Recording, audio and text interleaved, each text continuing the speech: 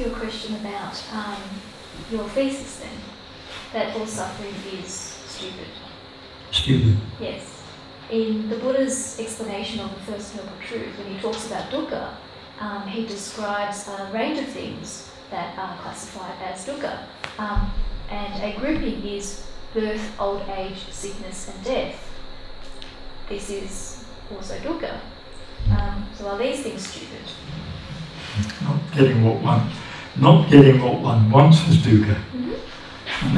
And that's a very common thing.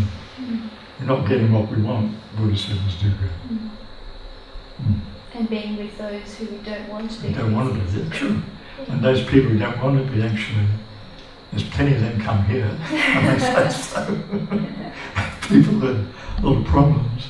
Actually, they're good teachers, but you can only take so much. I mean, you've got to be realistic. Yeah. You know, you can't save the whole world. But these are also facts of life as well. These are things that will occur. Inevitably, with birth, there would be old age and death. Surely. So, when we understand that, we understand the cycles of life, it's okay, we're okay about it.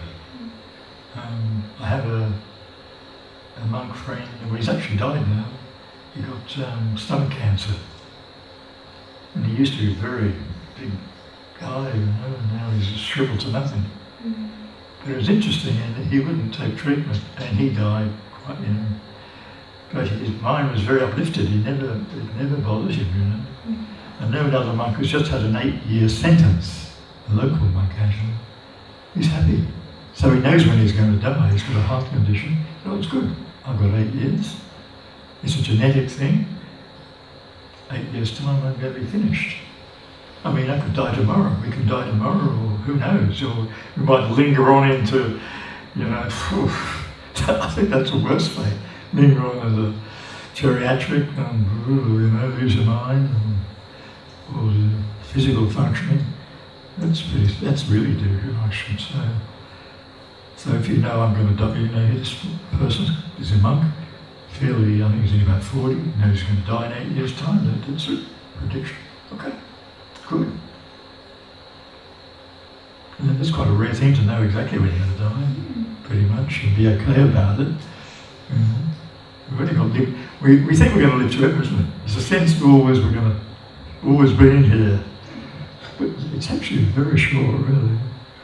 You know, we're not going to last that long. And youth is not going to last either, you know. We live in a youth culture, you know. Youth doesn't last. It's very fleeting. So is life. So I feel this is the opportunity to do something, you know. We're in touch with a teacher. We're very fortunate, actually, to have the opportunity to make the best use of our time is to be practicing. And hopefully that this place eventually will have long-term retreats. That's what I think we need to do. There's few places in the West that you can do long-term, like 3 months or 6 months or ongoing. As I said, this practice is not easy. You're going against your natural inclinations, going against the current, so it's not easy. That's why it's important to have people who have travel experience to guide you. Even if that person is just enough more than you, is ahead of you, that's sufficient. You know, it's not. You don't necessarily. We're not looking for gurus. We're looking for guides, mentors who have done the practice. I've been practicing since '74. I think that works out about 42 or 3 years or something. The first 10 years, I floundered around, and I would go to teachers, and they would say, "Oh yeah, you know." I was doing Mahasi practice, started in India, and they would say, various teachers said, "Oh, that's good, it's okay." But when I actually went to saw the sadhus, and especially Sadhu Pandita, So that's go away, you know. Yeah. So while he was very, I think he was more of a, you know, way of, it was a bit of a play, you know, how he taught. He would just throw people out. And they weren't really serious. He wanted to test you and push you so that you actually made a connection with the practice. So I was always very appreciative of him with his more robust sort of teachings. And I think you need that sometimes, you know, to wake up.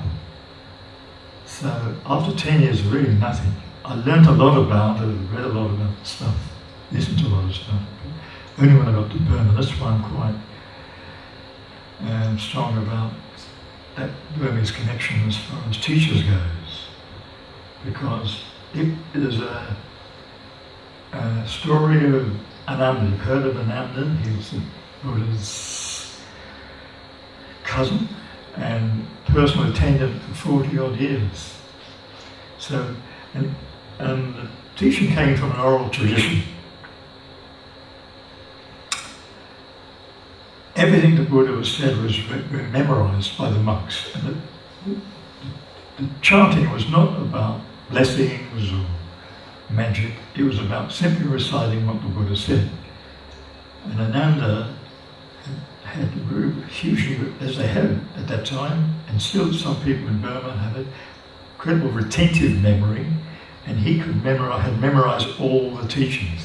Everything we know what the Buddha said as reportage in the suttas comes from Ananda. Evam me suttam.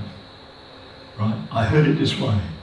Right? So Ananda, if the Buddha was indisposed, Ananda would get up there and give a discourse, right? So he had all the knowledge about it, right? Very learned, certainly. One day he said, seemed somewhat casually to the Buddha, now I've been with you so many years, I know all the teachings, heard all the instructions, I can do it by myself. And the Buddha said, not, and this person, this Ananda, is what we call a sotapanna, a stream entry. So he got the first stage. He made the breakthrough, if you like. So he said, oh no, I can do it now, I'm fine now. The Buddha said, not so Ananda, unless you have a guide, a mentor, a kalyana mitta, it's not possible. So that's what the Buddha's pointing in us. You must have a teacher, a guide, a mentor. So, when the Buddha passed away, the Parinirvana, Ananda was invited, 400 arahants, these 400 people, monks, I suppose, mostly, if not all, were to recite the teachings. Ananda was to be the main person who was reciting the practice, but he was only a first stage, if you like, stream entry. So that night, before the first council, 3 months after Buddha's passing away, he practiced very intensively. Sitting, walking, many hours. And he was getting nowhere. And this is what it said happened. He then slowly, as he was lying down, movement, Mahasi's like this story, as he was moving, bang, he got it. Just in the movement of lying down, he saw it. He saw nature, he saw rising, passing away. So then he gave the recitation of the teachings in the first council. So everything we know is had been memorized by Ananda. Actually, there were some monks in Burma, there was 10 who could recite the whole Tripitaka, that's 3 baskets of teaching. And it's said to be 11 size in volume, more than the Bible. So there's a lot of stuff there, isn't there? Huge. We'd use a hard drive, hard disk. And the 2 of them came here. They were middle-aged, and I was trying to poke them. Can they still do it? They were shy, but they wouldn't say. So I assume they couldn't, because the brain is not lost its flexibility. So it's that tradition, though, is still in Burma, I think. It's been lost in other countries, even Sri Lanka, Thailand, Cambodia, Laos. But it's still there in Myanmar, where you'll find little nippers, kids reciting. The old Buddhist culture still is intact, although who knows what's going to happen in the long term. So there you go.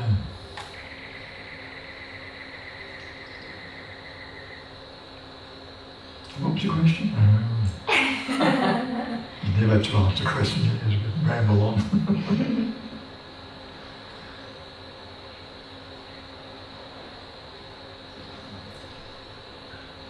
Well, we've got a full house of retreat. I'll do my best to entertain people, but also I've got a big stick. Silence. Boom. Because it's a matter of discipline. The only discipline, nothing to be imposed. Certainly we're on 5 precepts, that's understood. But the discipline is actually to impeccably follow the technique, the practice. And then it will unfold. Don't worry what you know or don't know about it. If you just follow the basic instruction, which I found, it works. You've got to put the time and effort into it. Sustained effort and time. And it's not a matter of 10 days, it's months and more. First long-term practice I did in Myanmar at my house is just 1 year. I'm a slow learner. So just trudging day after day, it's a bit of a roller coaster, up and down you go. Just keep at it. It is, if you've got the persistence, it's more. Not if you're too brilliant, people, they just flash it, come and go. But if you just hang in there and keep practicing away, it works slowly over the years. But it will accelerate if you've got a good teacher who's going to work with you. That's what we do in this practice. If you work in tandem with a student,